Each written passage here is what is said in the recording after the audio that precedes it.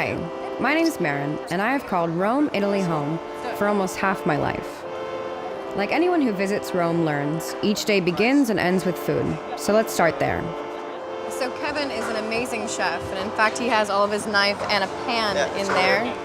And we have a nice long list of everything that we're going to be getting tonight for our aperitivo.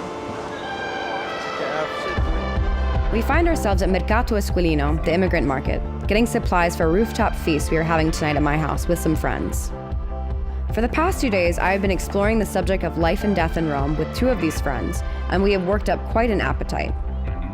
This whole subject of death started the moment I set foot in Rome 11 years ago. I came to Rome to go to high school and have moved away several times for university and work, but something always pulls me back to the Eternal City. Like myself, people have always flocked to Rome to live in the hustle and bustle of the city, or just marvel at the achievements of the Romans and ponder the lives they've lived. Everywhere you look, there are reminders of those who have lived and died in my city. And when you live in Rome, it is nearly impossible to forget about this relationship between life and death. I wanted to properly delve deeper into the history behind this, so I asked my friends Thomas and Rachel, who are historians and tour guides, to take me around and talk a little bit about death in Rome from a historic point of view. From places of modern death like this one, to following a more gruesome side of death, we walk this city. There are so many different sides of death in this city, and centuries upon centuries of history to go with it. Lucky for us, we were in good hands with these 2. And me? I'm just along for the ride.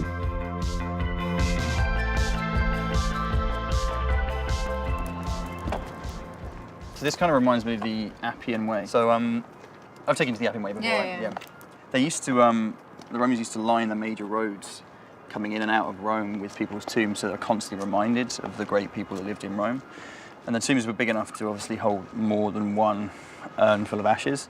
What they used to do on various days of the week is go up to the Appian Way and other such roads and actually have like what was basically like a picnic, which would include their relatives, their like deceased ancestors, just a way of like remembering them. I mean, not only did the ancient Romans celebrate, the pagan Romans celebrate their dead, but even the Christian catacombs were a relatively happy place. It wasn't a place that you went back and revisited and mourned. It was a place to lay your dead to rest because they wanted to make sure that everyone got a proper Christian burial.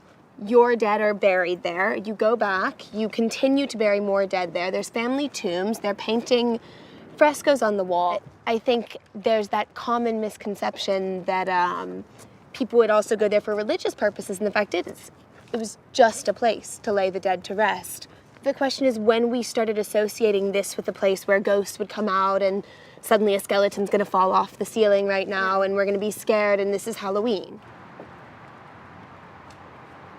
People still come here to be close to a dead body, you know, so it doesn't actually mean, so they must presumably think that the body is that person, you know, instead of like the soul, because then, you know, the soul should be somewhere else, but they want to be close to the body of a person.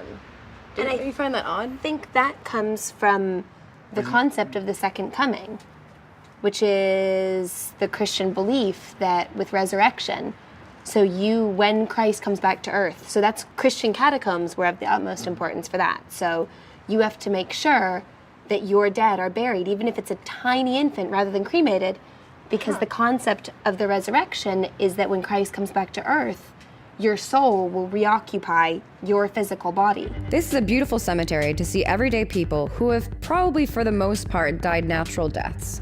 But we also really wanted to explore the more unnatural side of death in Rome. This is the doors that you'd walk through to get into Rome. You're just coming to Rome for the first time a couple hundred years ago. You walk through those huge doors, and then you see all this life. There's tons of people here. And then, if you happen to stop right here, you might see the guillotine. The last 2 people who were killed in Piazza del Popolo were killed at this site. Oh my gosh, and look, there's even the skeleton up there. You know, if you're looking at it from that Christian point of view, skull and bones is never looked at as being gruesome. It's looked at as being a symbol of how short your life on earth is. The public executions became a spectacle rather than proper justice. And we delve further into this at the Museum of Criminology.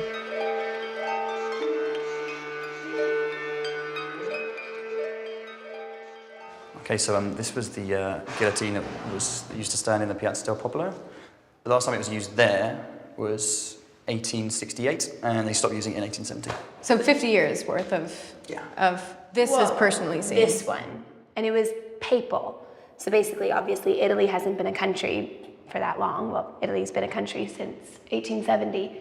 So this was used by the papacy in control of Rome. Okay, but I mean, this was used, to cut off heads, but as we've seen in other places, like, I've heard of crazy types of torture, like people being pulled apart. Well, those would be different, because, I mean, it's not like when the guillotine was in use, no one else died from any other methods. Rome has a very serious history of capital punishment.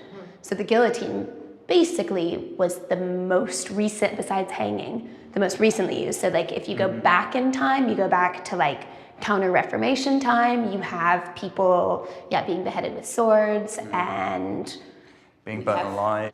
This is a mordacchia, okay, or otherwise known as a gossip's bridle. And actually it kind of works in almost the same way as a horse's bridle, okay? So this was actually used to like keep people quiet. I'd say the most famous person that we're going to talk about. And Giordano Bruno. Exactly. Yeah. So Giordano Bruno. He was burned alive. So why would he? They wanted to silence him. It's more of a symbol to like shut him up, basically. Basically, he was burned as a heretic, talking out against the papacy. Very intelligent man. He's well respected even now. But he sort of became like a symbol for scientists. He was like a martyr of science. He was burned alive where we're sitting. And then the most brutal thing about Giordano in particular, he's burnt alive using coals instead of fire. Like you could burn as opposed to asphyxiate, because the thing is with smoke, you asphyxiate and pass out before you actually burn alive. So the mordacchia that we saw is intense, but the burning alive, having him look over you while we're in this piazza where obviously is so full of daily Roman life, people don't even notice. We could just as easily be eating an ice cream. And yet, there's Giordano Bruno and the memory. We grabbed some frozen refreshments and rested at the Tiber Island, the oldest hospital in Rome. Thomas and Rachel told me a little bit about the history of the island and piqued my curiosity with a very interesting nod to death that happened here on the banks of the river. Well, the island itself hasn't always been associated with like health and healing and life. It also relates quite a lot to death as well, because underneath the church they had this crypt for the Sacconi Rossi. Right, the Sacconi Rossi, which is like one of the most interesting, bizarre traditions. La confraternita dei Sacconi Rossi nacque intorno al 1600 per iniziativa di alcuni pietosi cittadini, i quali in tempo di peste vollero dare sepoltura ai cadaveri abbandonati dei poveri e degli sconosciuti. I found this video after we had gone to the island, and it starts off as normal as you can make it, being surrounded by centuries of old bones, but reveals the Italians' personal and intimate relationship with death.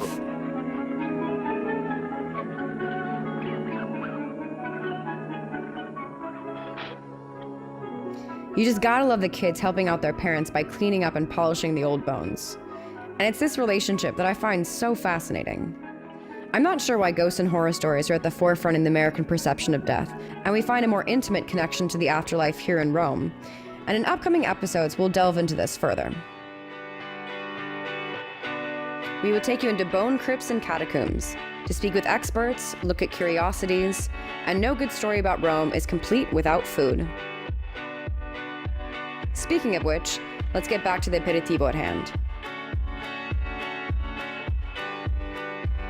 What struck me the first time I entered an Italian cemetery is the pulse that it has. Flowers, lights, and objects give each grave a distinctive personality. My favorite are the photos, because they feel so familiar, as if you could have known them. You can make up lives that each person had and relate to them in a way that a chiseled gravestone could never do. It humbles me knowing that they could have walked the same streets that I do and have lived similar lives, which is a feeling I haven't gotten in any other type of cemetery, let alone a city. I think this humility is what keeps me living in Rome. It reminds me of a quote by Madame de Stael. You cannot take a step in Rome without bringing together the present and the past and the different paths between them. But you learn to take the events of your day calmly when you see the ever-changing vicissitudes of human history. You're almost ashamed to be worried in the presence of so many centuries which have overturned the work of their predecessors. I feel alive when I'm here, like nowhere I have lived before, and I think it's because death takes the pressure off of the living. With constant reminders all around you, you realize that now is the only moment that you can be, and it's going to go by fast.